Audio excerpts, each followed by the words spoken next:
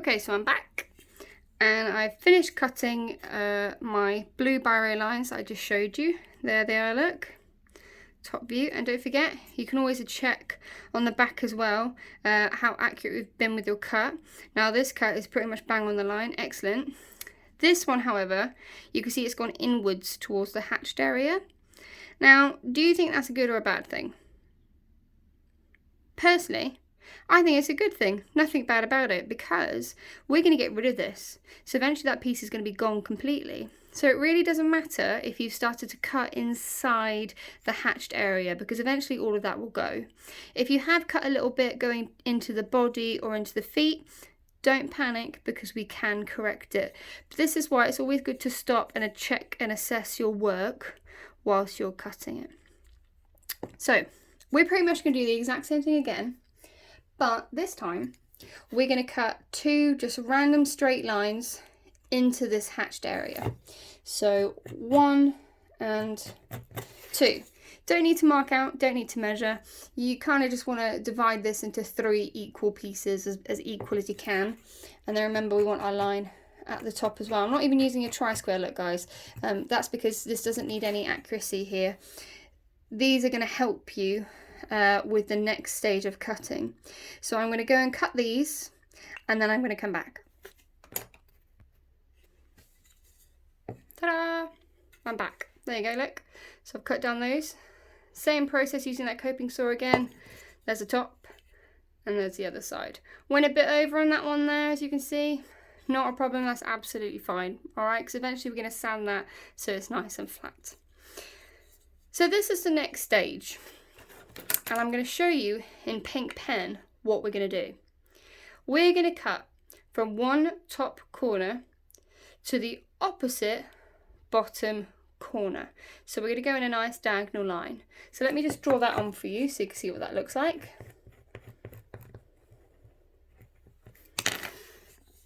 Like that. See, we're going to cut that pink line. And because we've cut these lines going into the waist area, as you're cutting, when you eventually meet these cut lines, these bits are just going to pop right off. And that's a really good thing, because that means that your blade in your coping saw is going to have a lot of wiggle room, because these blades are really, really thin. If they get too hot, they can snap. If they get caught, which they do very easily because they're so thin, they can snap. So as you're cutting, if these bits fall away, your blade is going to have a lot more wiggle room to move around. Sorry, I'm just fiddling with the camera there. There we go. So I'm going to get myself set up on the bench hook, and I'm going to show you how to do it. Okie dokie. So here I am set up. Fingers are going to hold my work securely. Remember, thumb, we don't want hitchhikers, we want turtles, so we're going to poke them in. So like I said, we're going to use our coping saw and we're going to cut down that diagonal line.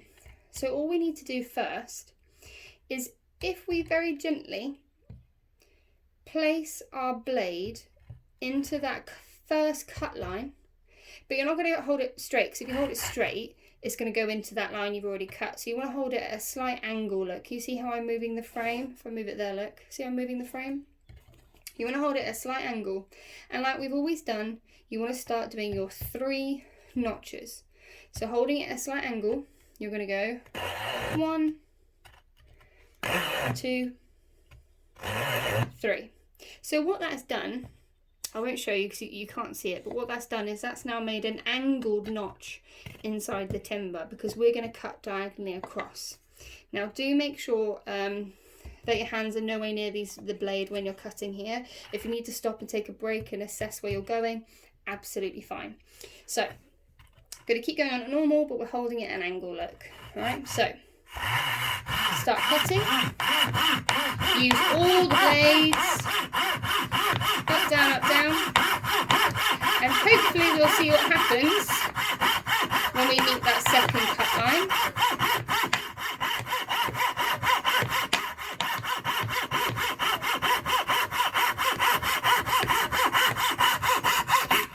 There you go. Fell out. See? So that little piece can go straight in the bin or put it to the side so it's not a bother for you. And now we've got this lovely big gap. So now my blade has plenty of wiggle room, so I'm not putting any unnecessary stress or strain on the blade. And all I'm going to do now is I'm going to keep sawing down that pink diagonal line, and these two pieces will eventually fall out as well. So I'm going to get that done, and then I'm going to come back to you. Okay, so I'm back. There we go. Two other pieces fell out, look. So now they can go in the bin. And there I've got a very, very wonky, but a diagonal cut line going from one top corner to the bottom. Okay, so now this is the fun bit, because what we're going to do now is we're going to try and cut across that bottom line. And there's a really cool way that we can do this. So if I just highlight that in pink, just so you can clearly see what I'm talking about, and also just love drawing in pink. There we go. So we're going to cut across that bottom line now. To do that, we're going to use a coping saw, just like we've been doing before. But this time, if I just zoom in, this time we're actually going to change the direction of the blade. So if I hold it up, so you can see the blade against the white background, my teeth are going down. Whoops, sorry work. I'll just move you out of the way for a second. My teeth are going down. They're pointing towards the board. I'm going to change the direction of the teeth. So if I hold my saw like this, the teeth are going to be pointing towards me. All right, so we're changing the direction of the blade by 90 degrees. And I'm going to show you how. So you may already be aware as to how to change the blade of a coping saw, but I'm going to show you how to change the direction by loosening these two pins, okay? So to do that, a bit tricky. Take your hand and you're going to feed it through the frame so your fingers are going behind, like so. See? And you want your index finger, the bottom of your index finger, to be pushed against that pin, because your fingers are going to wrap around the frame, but your index finger and your thumb are going to hold that pin. Now this is really tricky. It might take you a while to grasp this, all right? So please don't panic and get stressed if you can't do it straight away. I've had years of practice, all right? So you're going to hold on to it, and you're going to twist the handle of the coping saw so it goes away from you. Goes away. Now you want to twist it, and you'll start to feel that the blade is becoming loose. So can you hear how the note is changing?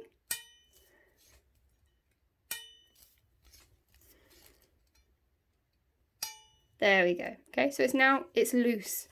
And that means we can move the direction of these pins just by simply twisting them. So let me hold that so you can see it. I don't think I can zoom. Oh, I can. Wonderful. So, there we go. So you can see I've changed the direction of the blade, look, and now it's twisted. Can you see that? It's twisted. But I don't want a twisted blade. I need the blade to be flat. If it's twisted, it will snap as soon as I start sawing with it. So all I need to do is push this pin. There we go. So now both the pins are pointing towards me. One there, one there. Let me just zoom back. There we go. So the pins are now facing towards me. I'm going to tighten the frame back up by holding on to it. So remember, fingers through the frame, hold on to the pin using your index finger and your thumb, twist it so it's nice and tight again. There we go. Check the pins. So look, I can see this pin is up. All right, I've done it the wrong way. So I need to twist it. There we go. That's better. And now I've actually changed the direction of the blade, look. It's really hard to see it if I hold it like that. Huzzah, there you go. So, can you see? I've changed the direction of the blade. So instead of it pointing towards the wall, I've changed it 90 degrees. So it's now pointing away, okay? Excellent. And that is how we're gonna cut our pink line. So, let me get myself set up because I've actually realised I've actually changed the blade the wrong way. I did want to change it 90 degrees, guys, but can you see what I've done wrong? I've changed it so it's 90 degrees going towards the left. I need it to go 90 degrees towards the right. So give me 1 second and I'll change that for you. Huzzah, done. Look, there we go, that's a bit better. So now the idea here is that we can cut right across that pink line just by holding the blade in the bottom left hand corner and sawing straight across. So let me go get set up and I'll show you what to do next.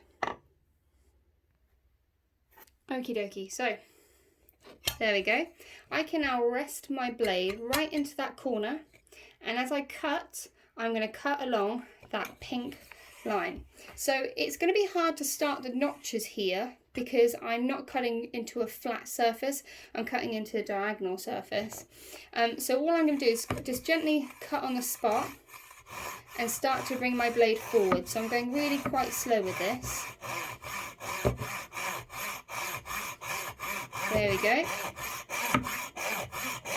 And then I'm just going to gently speed up. Oops. And I don't know if you can see, I've already started to cut into my pink line, and I'm just going to go straight across. Now another problem you might have, people working on a bench hook, the bottom pin, as I cut, it's going to jam into that stock. So something we can do to overcome that is if you get a scrap bit of wood and put it underneath, that raises your work a bit higher. There we go, look. So it's not going to hit into that stock. Okay, so you can even use your other bit of your blockhead, look, all right, but you just want to raise it up ever so slightly so that you can hold on to your work nice and secure as you're cutting across. So let me just show you what that looks like. Extra bit of wood to raise it. I've still got a bit of a stock there, but I'm the one in control. Look, so I'm pushing down and pushing it into the stock, and my thumb is tucked in like a turtle, not stuck out like a hitchhiker. And I'm just going to cut across that line. Nice and slow. Use all the blade, and if you need to reposition yourself every now and then, please do. Once you start, you can stop.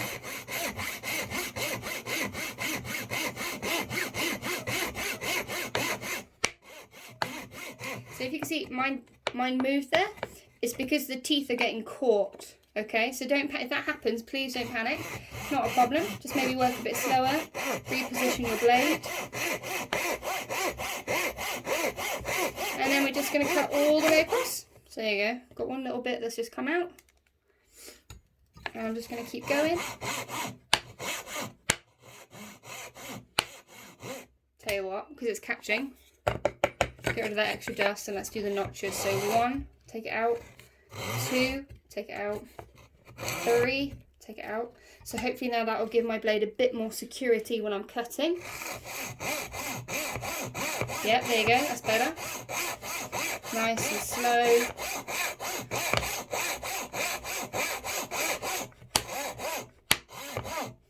Oh, so now I'm moving a bit more. So what I'm doing now is I'm actually going to reposition my hand that's holding it, so I can move across a little bit. Because my blade has moved across, my hand can move across a little bit as well, but still, thumbs tucked in like turtles. That's better. Oh, it's much better. See that difference? I've got way more control just because I've moved my hand.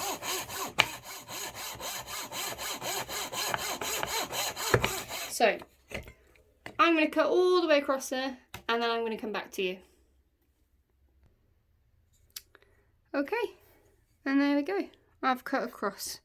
So I've gone above my pink line, not a problem there, because what you can do now is you can use some abrasive paper and go across that so it's nice and flush and smooth. However, if you are feeling brave and if you are feeling confident with the coping saw, what you can do is, you can see here, currently the teeth are pointing towards the right. You can loosen the handle, sorry work. So if I show you how to do that again, look. So fingers through the frame, index finger holds the pin, loosen the handle. And then all we're going to do, if I zoom out actually so you can, there we go. And we're going to twist the pins. So if we twist them, our blade is now back in the correct position, but if we twist them another 90 degrees, There we go. Remember, you want to make sure as well that these pins are roughly, throwing my work around, are roughly the same height and the same angle, because you don't want your blade to be bent. And then when you're happy, tighten it up. Before it's completely tight though, just reassess, because look, this pin's gone up. So I can still move it. There we go. Double check again. Yeah, happy with that? There you go. So now I can cut again from this side as much as I can, going to the opposite corner. So it just saves me from having to do much braiding, because if I bring it into you, there you go. You can see there's quite a bit to remove, but personally I'm actually really happy with that. So if you want to try and use a coping saw to remove that excess instead of a braiding, of course you can do that.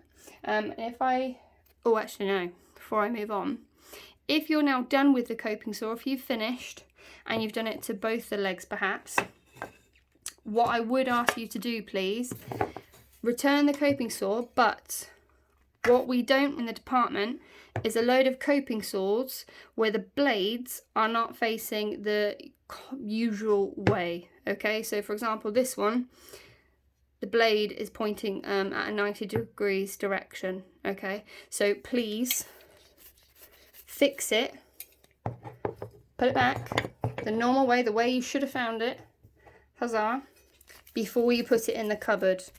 Because the last thing we need is someone grazing their knuckles with their fingertips trying to grab hold of a coping saw, not realising the angle of the blade. Alright, so please put them back if you're no longer using them, and make sure the blade is in the right direction. And what I'm going to show you now is I'm going to show you how to use some abrasive paper, this stuff, just to smooth out that bottom that cut line that we've just created. So zoom in a little bit, huzzah. Okay, so abrasive paper, you've got one side that is gritty, hear that? Gritty. One side that is smooth and often has a barcode and other information like numbers and whatnot. We're going to use the gritty side to abrade that cut line. So abrade is another term used for sanding or filing. It's where you wear away a material. So this is obviously quite a big piece. So all I'm going to do is I'm just going to roll it, flatten it, so I can fit it into the gap. There we go. In fact, I might make that a little bit smaller. Couple health and safety tips whilst I'm doing this.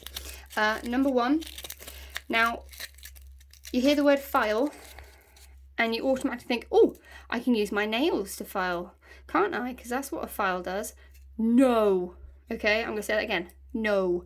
Do not use abrasive paper to try to file your nails. The reason being is this grit is very loose. It's not like with a file.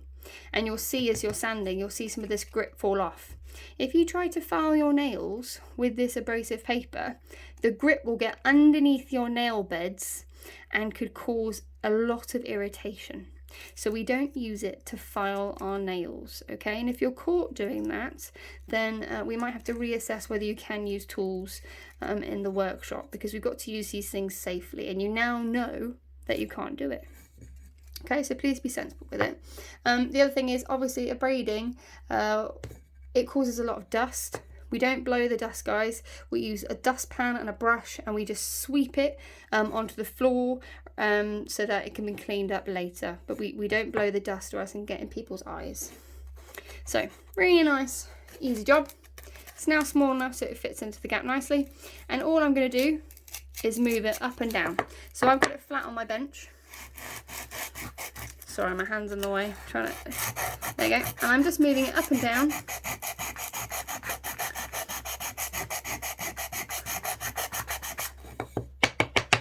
So my goal is to try and get rid of those cut lines, those two really obvious cut lines, and all those big bits in the corner.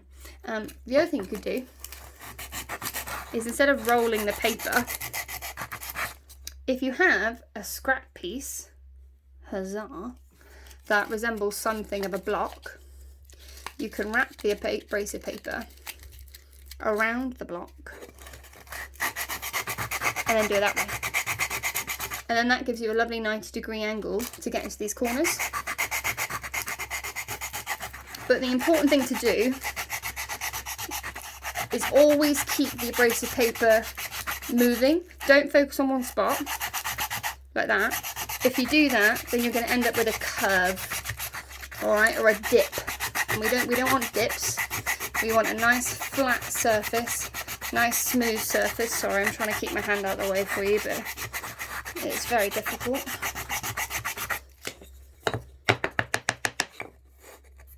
Ooh, smooth. There you go. So you can see a difference already. It's a lot smoother than it was before. It will take me a while to get rid of those saw lines though. So a braiding, it is not a quick fix, all right? It's not a quick job. It will take you some time. So do have patience with it. And you're just going to keep going until you can't see the saw lines and until you're happy with the level of your feet, all right?